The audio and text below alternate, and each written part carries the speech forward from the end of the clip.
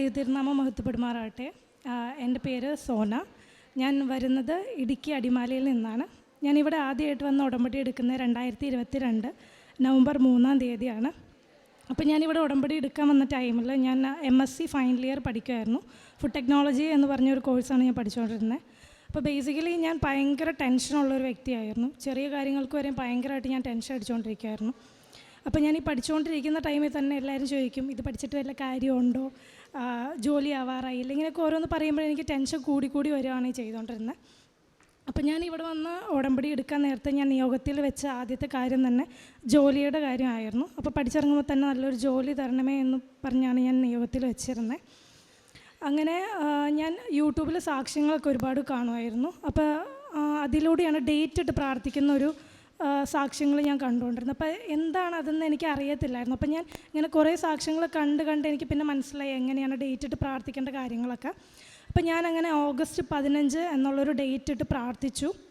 എനിക്ക് ഓഗസ്റ്റ് 15-നുള്ളിൽ ഒരു വഴി കാണിച്ചു തരണമേ മാതാവേ എന്ന് പറഞ്ഞ് ഞാൻ പ്രാർത്ഥിച്ചിരുന്നു. അങ്ങനെ ഞാൻ പഠിത്തമൊക്കെ കഴിഞ്ഞ് ഞാൻ കുറേ കമ്പനീസിലോട്ട് CV ഒക്കെ അയച്ചിരുന്നു. പക്ഷേ ഒരു ഫ്രഷർ എന്ന നിലയിൽ അങ്ങനെ ഇൻ്റർവ്യൂ കോൾസ് ഒന്നും അങ്ങനെ വന്നിട്ടുണ്ടായില്ല. അത് കഴിഞ്ഞ് ഓഗസ്റ്റ് 11 വെള്ളിയാഴ്ച ഞാനൊരു കമ്പനിയിലോട്ട് CV അയച്ചു. ഓഗസ്റ്റ് 12-ാം തീയതി അവിടെ നിന്ന് തന്നെ കോൾ ചെയ്തു. ഓഗസ്റ്റ് 14-ാം തീയതി മൺഡേ എനിക്കൊരു ടെലിഫോണിക് ഇൻ്റർവ്യൂ ഉണ്ടെന്ന് പറഞ്ഞ്. അപ്പോൾ എനിക്ക് ഭയങ്കര സന്തോഷം തോന്നിയിരുന്നു. പിന്നെ ഓഗസ്റ്റ് 14-ാം തീയതി ആയപ്പോൾ അവർ പറഞ്ഞു ഇൻ്റർവ്യൂ ക്യാൻസൽ ചെയ്തു, MD ഇവിടെ ഇല്ലെന്ന് പറഞ്ഞ്. അത് കഴിഞ്ഞ് പറഞ്ഞു നേരിട്ടുള്ളൊരു ഇൻ്റർവ്യൂ നടത്താൻ റെഡിയാണോ, കൺവീനിയൻ്റ് ആയിട്ടുള്ളൊരു ഡേറ്റ് പറയാൻ പറഞ്ഞു. അങ്ങനെ ഞാൻ ഓഗസ്റ്റ് 17-ാം തീയതി ഞാൻ ഇൻ്റർവ്യൂവിന് പോയി. ഇൻ്റർവ്യൂവിന് പോയ ടൈമിൽ എനിക്ക് അത്യാവശ്യം നല്ല ടെൻഷൻ ഉണ്ടായിരുന്നു. അപ്പം എന്നെ ഒരു കോൺഫറൻസ് ഹോളിലോട്ട് ഇരുത്തി കഴിഞ്ഞ് ഞാൻ കാശുരൂപം മുറുക്കെ പിടിച്ചു. ഇവിടുന്ന് കിട്ടിയ ഉപ്പ് ഞാൻ ആ ടേബിളിലിട്ട് ഞാൻ എത്രയാണെന്നറിയത്തില്ല, ഞാൻ കുറേ നന്മ നിറഞ്ഞ മറിയമേ വിശ്വാസ പ്രമാണം ചൊല്ലിയിരുന്നു. അത് കഴിഞ്ഞ് അവിടെ ഇരുന്ന് കുറച്ച് നേരം കഴിഞ്ഞപ്പോൾ MD വന്ന് കഴിഞ്ഞപ്പോൾ എൻ്റെ ടെൻഷനൊക്കെ പോയി. എനിക്ക് ഒട്ടും ടെൻഷനിലായിരുന്നു. ഭയങ്കര കോൺഫിഡൻ്റ് ആയിട്ടാണ് ഞാൻ അവിടെ ഇരുന്നത്. എൻ്റെ അടുത്ത് ചോദിച്ച ചോദ്യങ്ങൾക്കൊക്കെ ഞാൻ കറക്റ്റായിട്ട് എല്ലാം പറഞ്ഞു. അത് കഴിഞ്ഞ് എൻ്റെ അടുത്ത് പറഞ്ഞു ഓക്കെ ഇൻ്റർവ്യൂ ഞാൻ സെലക്റ്റഡ് ആയി, എനിക്ക് ജോലി കിട്ടിയെന്നുള്ളത്. അത് കഴിഞ്ഞ് ഞാനിങ്ങനെ മാതാവിനോട് പ്രാർത്ഥിക്കുന്ന ടൈമിൽ ഞാൻ പറയായിരുന്നു എനിക്ക് ഇത്രയും ഒരു സാലറി ഉള്ള ഒരു ജോലി എനിക്ക് ലഭിക്കണമെന്ന് ഞാൻ പ്രാർത്ഥിച്ചിരുന്നു. അപ്പം ഞാൻ എന്താണോ പ്രാർത്ഥിച്ചത് ആ സാലറി ഉള്ളൊരു ജോലിയാണ് എനിക്ക് കിട്ടിയിരിക്കുന്നത്.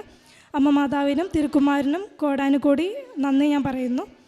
പിന്നെ വേറെ ഒരു നിയോഗം എന്ന് പറയുകയാണെങ്കിൽ ഞാൻ ഡിഗ്രി മുതലേ ഹോസ്റ്റലിലാണ് പഠിച്ചുകൊണ്ടിരുന്നത്. അപ്പം ബസ്സിൽ യാത്ര ചെയ്യുമ്പോൾ എനിക്ക് ഭയങ്കര തലവേദനയായിരുന്നു. അത് ബസ് യാത്ര ചെയ്യുമ്പോൾ മാത്രമേ ഉള്ളൂ എനിക്ക് ഭയങ്കരമായിട്ട് തലവേദനയായിരുന്നു.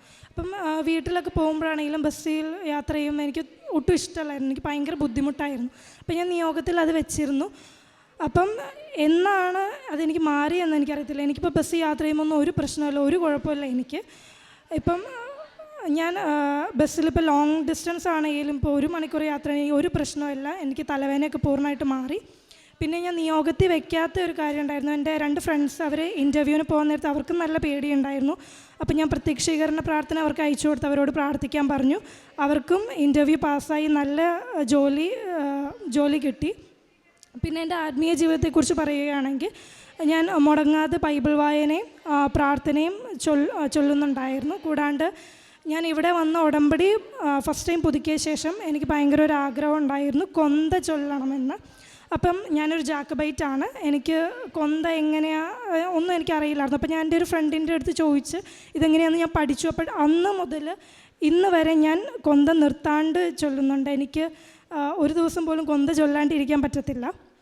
പിന്നെ ഇവിടുന്ന് കിട്ടുന്ന പത്രം ഞാൻ ഓട്ടോ ചേട്ടന്മാർക്കും ഗവൺമെൻറ് ഹോസ്പിറ്റലിലൊക്കെയാണ് കൊടുത്തുകൊണ്ടിരുന്നത്.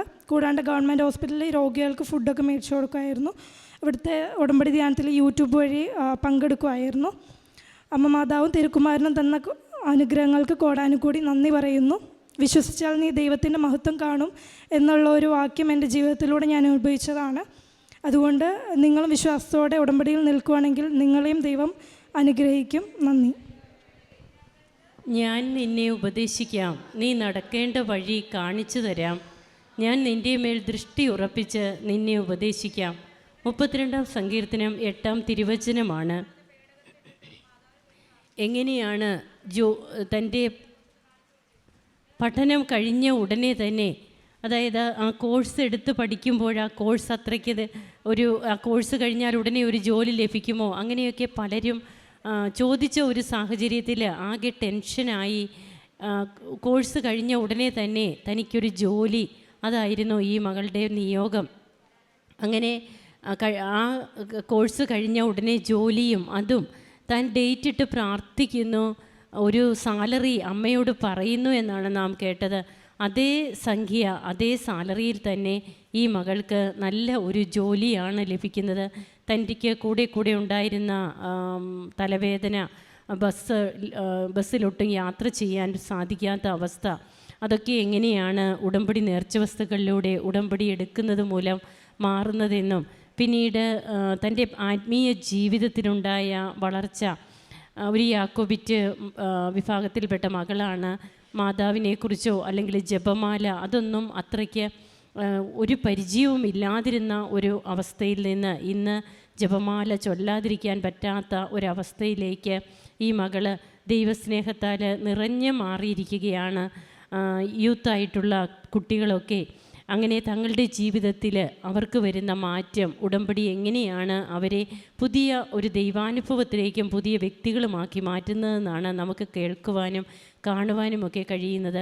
ഈ മകളെയും കുടുംബത്തെയും അനുഗ്രഹിച്ച ദൈവത്തിൻ്റെ കരുതലിന് നമുക്ക് കരങ്ങളടിച്ച് ഈശോയ്ക്കും അമ്മയ്ക്കും നന്ദി പറയാം. ഈശോയെ നന്ദി, ഈശോയെ സ്തുതി, ഈശോയെ ആരാധന. അത്യപൂർവ ദൈവാനുഭവങ്ങൾ ഇനി നിങ്ങൾക്കും സ്വന്തം. ഈ യൂട്യൂബ് ചാനൽ ഇതുവരെ സബ്സ്ക്രൈബ് ചെയ്തിട്ടില്ലെങ്കിൽ ഇപ്പോൾ തന്നെ സബ്സ്ക്രൈബ് ചെയ്യുക. ഈ വീഡിയോ ഇപ്പോൾ തന്നെ നിങ്ങളുടെ സുഹൃത്തുക്കൾക്ക് ഷെയർ ചെയ്തുകൊണ്ട് കർത്താവിൻ്റെ പ്രേക്ഷിതരാകുക.